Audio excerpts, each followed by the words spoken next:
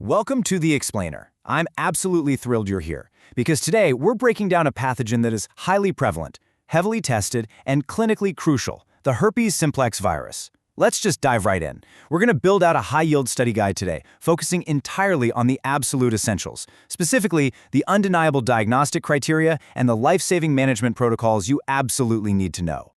Picture this. A patient rolls into the ER with a fever, sudden behavioral changes, and some focal neurologic signs. You do a lumbar puncture, and boom, you find red blood cells in their cerebrospinal fluid. So, what's your very next move? Keep that clinical picture locked in your head, because answering that question correctly is quite literally a matter of life and death, and it's exactly what we're going to solve today. All right, here's our roadmap for this explainer. First, HSV-1 and HSV-2 basics. Second, the brain emergency. Third, the perinatal crisis. Then, ocular and cutaneous pitfalls. And finally, the contingency plan. Starting right off with Section 1, HSV-1 and HSV-2 basics. Now, you might be wondering just how common this is. Well, the sheer scale is honestly staggering. Globally, 66% of the human population, that's 3.7 billion people, are infected with HSV-1, which is usually picked up when we're kids. On top of that, another 13.2%, so almost half a billion people, have HSV-2, generally acquired after puberty. So we're not talking about some rare zebra diagnosis here. This is everyday clinical reality. So how do we actually tell them apart? Well, they're both double-stranded DNA-enveloped viruses, but they have completely different favorite hiding spots. After the initial infection, the virus basically hitchhikes up the axons to establish latency.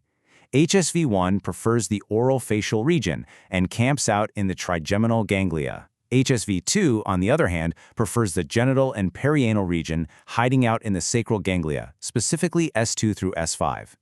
And here is a major takeaway for managing your patients. Oral labial HSV-1 comes back pretty frequently, sure, but if a patient has genital HSV-2, it is going to recur 8 to 10 times more often than a genital HSV-1 infection.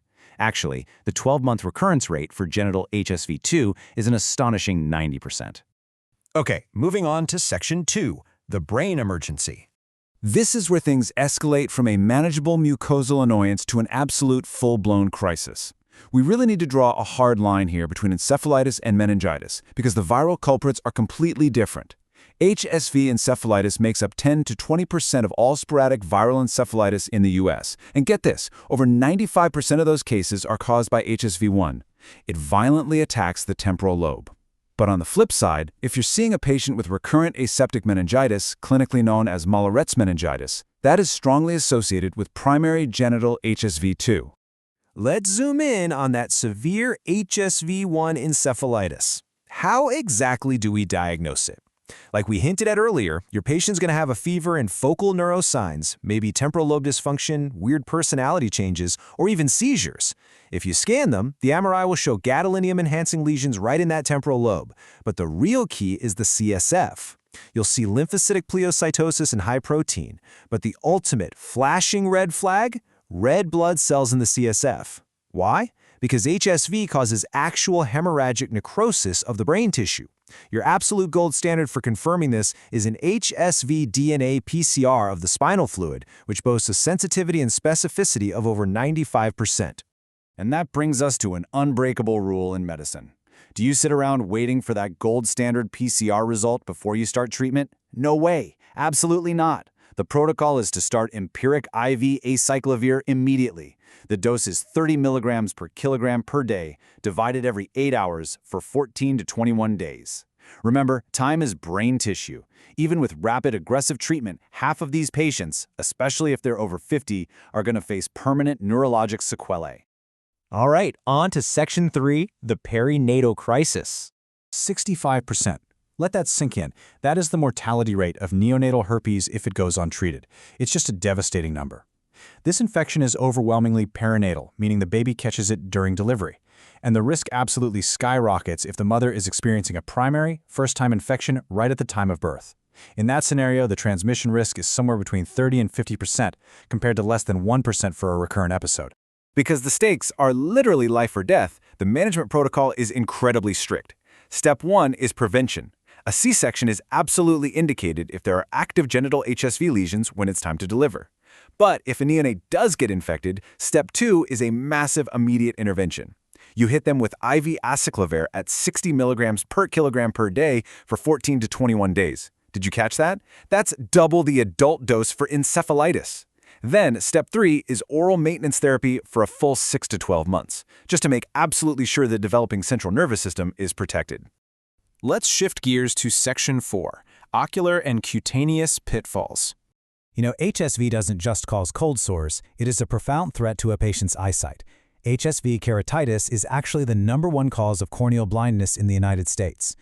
When you look at the eye, the classic slam-dunk diagnostic sign you're searching for is the presence of dendritic or branching corneal ulcers. Now, if you see those dendritic ulcers, you have to remember this next point. It's an absolute black box warning. Avoid topical steroids. It is a total contraindication.